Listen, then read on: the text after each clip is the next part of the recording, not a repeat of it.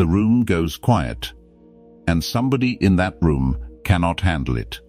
Watch a group of people the next time silence falls in a conversation. Somebody will jump in. Somebody will crack a joke, ask a question nobody needed answered, fill the air with noise just because the air went empty for 3 seconds. Notice who it is. It's rarely the strongest person in the room.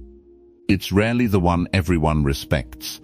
It's almost always the one who needs the room to like them. Silence has a strange effect on people. It doesn't threaten the strong. It exposes the weak. And once you understand why, you will never look at a quiet person the same way again. Today we're going deep into one of the most misunderstood weapons in Stoic philosophy. Not a weapon you swing, a weapon you hold back. Silence. Real silence. The kind Marcus Aurelius used to rule an empire without raising his voice. The kind Epictetus used from inside a life that started in chains. The kind that made men far more powerful than you feel small in a room without a single word being said against them. By the end of this video, you're going to understand exactly why silence terrifies weak people, exactly what it does to the ones who master it, and exactly how to use it starting today. Stay with me, because the first truth is going to hit harder than you expect, and it explains everything that follows. If you're new here, this is Stoic Origin, where ancient discipline meets modern life. We don't do fluff here. We do truth that costs something to hear. Let's begin. Here is the first thing you need to accept. Silence is not the absence of power. Silence is power with the safety off. Think about the last time someone stayed completely calm while you were losing your temper. Think about how that felt. Uncomfortable, right? Almost unbearable. You wanted them to react. You wanted them to match your energy, defend themselves, give you something to push against. And when they didn't, when they just stood there, still, unreadable, something in you felt smaller. Not because they attacked you, because they didn't need to. That discomfort you felt watching someone stay silent, that has a name. Psychologists call it social pressure reversal. Normally, the loudest person in a room controls the temperature, but when someone refuses to react, the pressure doesn't disappear. It bounces back onto whoever created it. Suddenly, the person who was shouting is the one standing alone, exposed, with nowhere to put all that energy. This is not an accident. This is not a coincidence of human behavior. This is a law of human nature the Stoics understood 2,000 years before modern psychology gave it a name. Marcus Aurelius sat at the head of an empire under siege from disease, war, and betrayal from men closest to him, and he wrote something that should stop you in your seat. He said the best revenge is to not be like your enemy. Read that again. Not to defeat your enemy loudly. Not to prove them wrong in front of a crowd. To simply refuse to become what they are trying to provoke you into becoming. That refusal is silence. And silence, real silence, is the loudest form of refusal that exists. Now here's where it gets uncomfortable for a lot of you watching. Weak people cannot survive around silence because their entire sense of self depends on being reacted to. Think about that sentence. Their identity is not built on what they believe about themselves. It's built on what they can pull out of you. Your anger validates them. Your defense validates them. Your explanation validates them. Take all of that away. Offer them nothing but calm, steady quiet, and you have taken away the only fuel their ego knows how to run on. That's why an insecure person in an argument will do almost anything to make you speak. They'll insult you. They'll twist your words. They'll go silent themselves first, hoping you'll panic and fill the gap. Because the moment you open your mouth to defend yourself, you've handed them exactly what they came for. This is not weakness on your part when you choose not to answer. This is the opposite. This is one of the oldest forms of discipline a human being can practice, and almost nobody practices it anymore because we live in a world addicted to noise. Everybody has an opinion ready before you finish your sentence. Everybody needs to respond immediately, correct immediately, defend immediately. We have built entire platforms around the instant reaction. And in that world, the person who can simply not react has become almost mythical, almost frightening to the people around them. Epictetus, a man who began his life owned by another human being, who had every reason in the world to be reactive, to be bitter, to explain himself constantly to a world that had already decided his worth for him, said something that should be carved into the wall of every home in America. He said, "We have 2 ears and 1 mouth, so that we can listen twice as much as we speak." A slave said that. A man with every excuse to be loud, to be angry, to demand to be heard, chose instead to master the one thing nobody could take from him: his response. That is the foundation we are building on today. Not silence as avoidance, not silence as fear, silence as command. Silence as the one thing in this entire chaotic, reactive world that you fully, completely own. Because here is what almost nobody tells you about staying quiet. It is not passive. It is the most active choice a human being can make in a moment, built to provoke you into losing control. And what happens next, what silence actually does to the people around you once you master it, is where this gets even more serious. There's a specific moment, and if you've ever been in a real conflict, you know exactly the one I mean. It's the moment right after you say nothing. Not before. After someone throws an accusation at you. Something sharp, something meant to land. And instead of firing back, you let it sit there. 2 seconds, 3 seconds.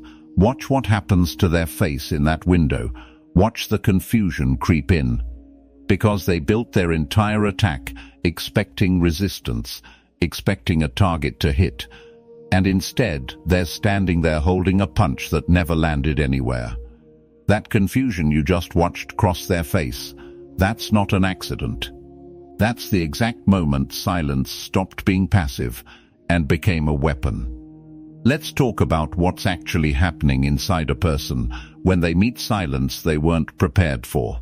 When somebody attacks you verbally, they are, whether they realize it or not, running a script.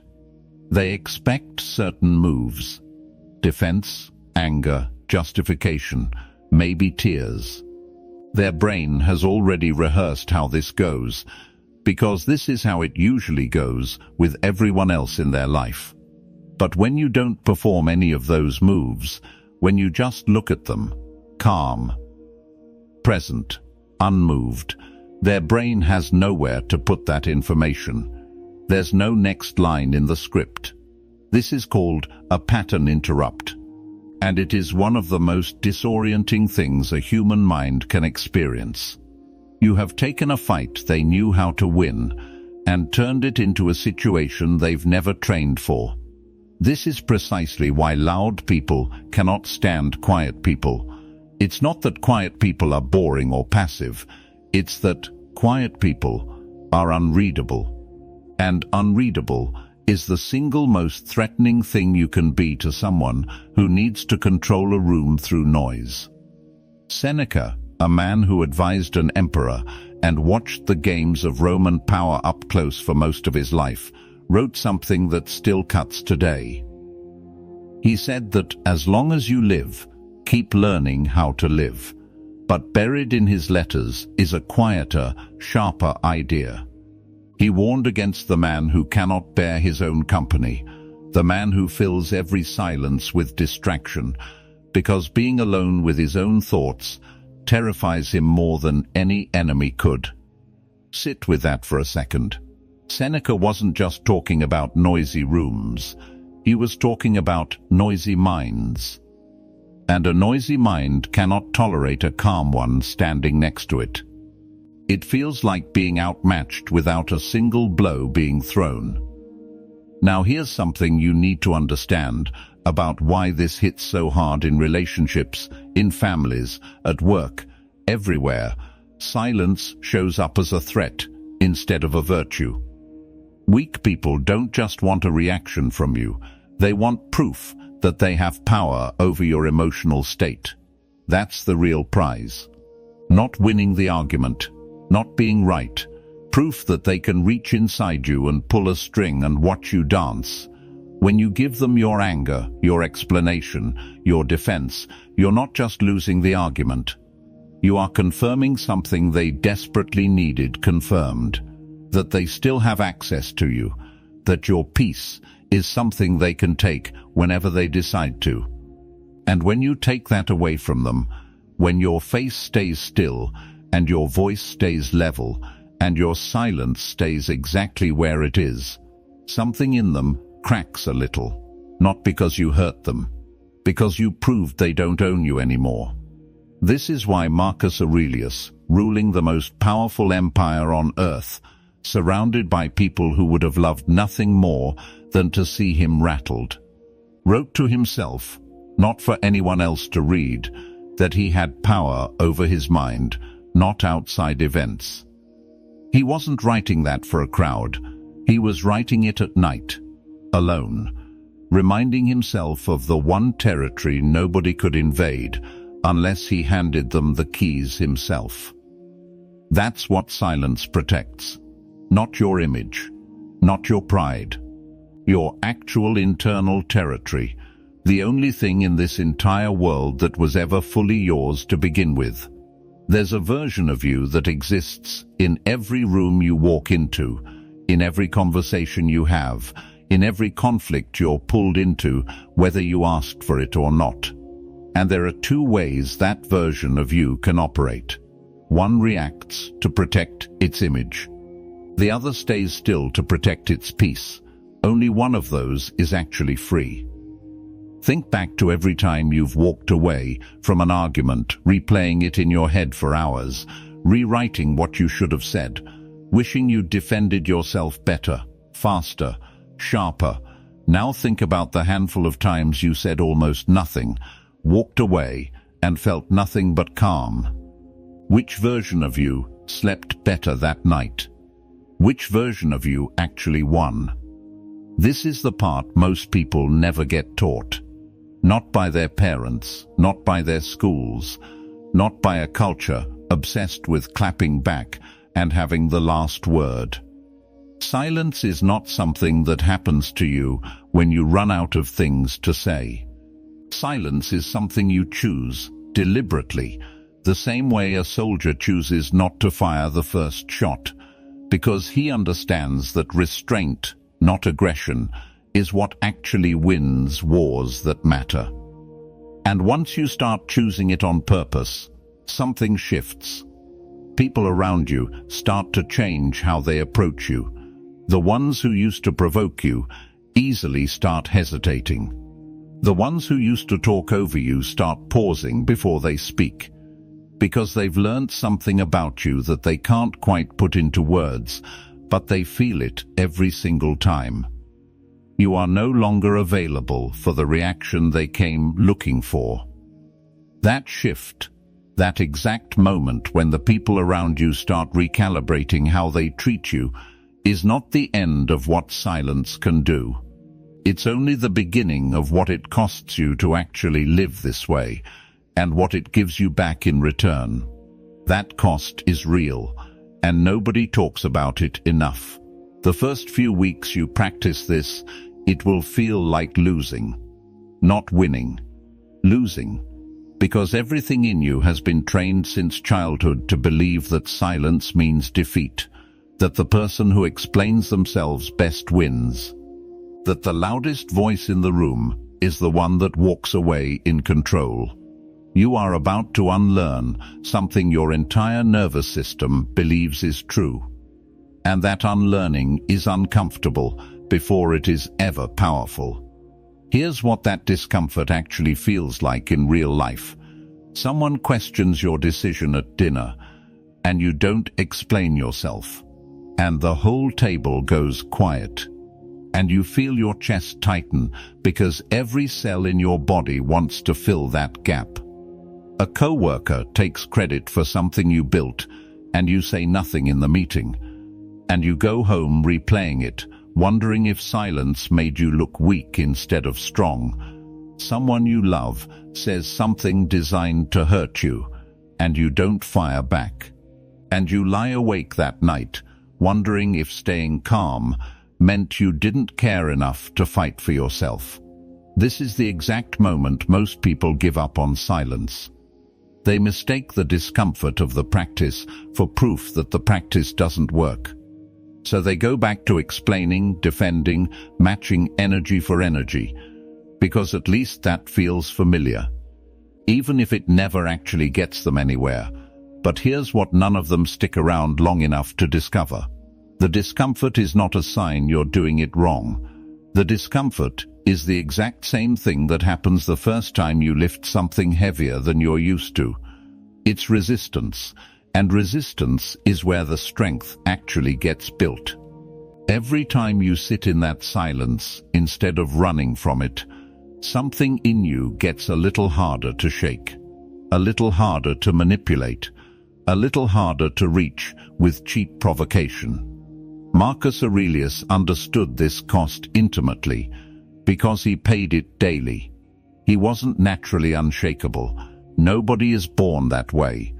He wrote to himself constantly, almost like he was rehearsing the man he wanted to become, because the man he actually was still felt every insult, every betrayal, every provocation from men who smiled at him in daylight and worked against him in the dark. His calm wasn't the absence of feeling. It was the discipline of not handing that feeling to people who didn't deserve access to it. That discipline was a daily fight, not a personality trait he woke up with.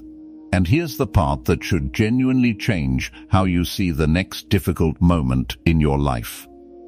Every single time you stay silent instead of reacting, you are not suppressing something.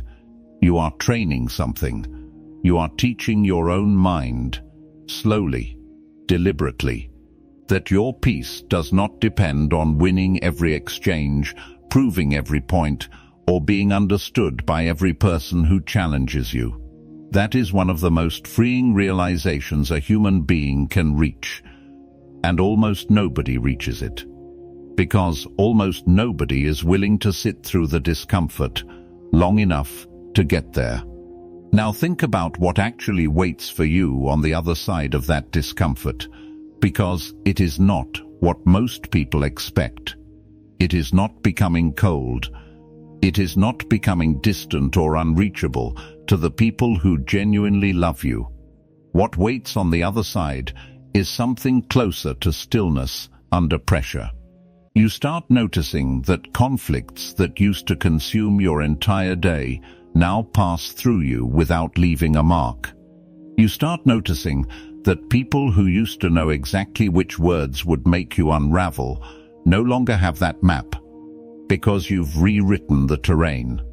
You start noticing that decisions you make quietly, without needing anyone's approval or explanation, feel more solid than any decision you ever had to defend loudly. This is not about having less to say. Some of the most silent people in history had the deepest minds anyone ever encountered. This is about no longer needing to say something just to prove you exist, just to prove you matter, just to prove you can't be dismissed.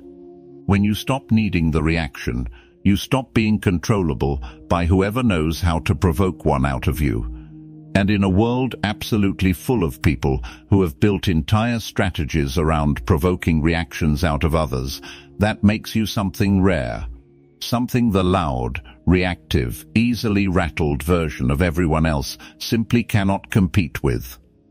Epictetus, who lost his freedom, who lost control over nearly every external circumstance of his life, still found the one thing nobody could touch: his response. His silence when silence served him, his words when words actually mattered.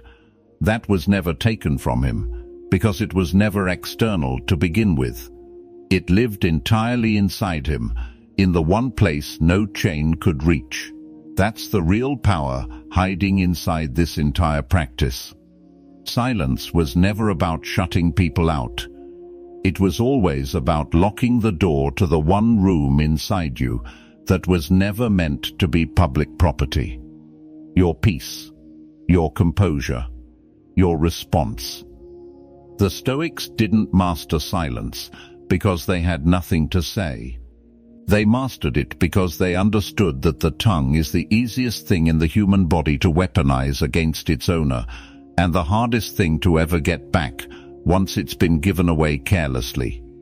So the next time silence falls in a room, in an argument, in a moment built to provoke you, remember what it actually is. Not weakness, not fear, not something missing. It is command. It is the one response nobody can predict, twist, or use against you, because you never handed it over in the first place. If this video gave you something real today, do us a favor before you go. Hit that like button. It genuinely helps this reach the people who need to hear it. Subscribe to Stoic Origin if you haven't already, because we're building something here, week after week, for people who are done being controlled by noise. And share this with someone in your life who needs to hear that their silence was never weakness. It was always their power. We'll see you in the next one.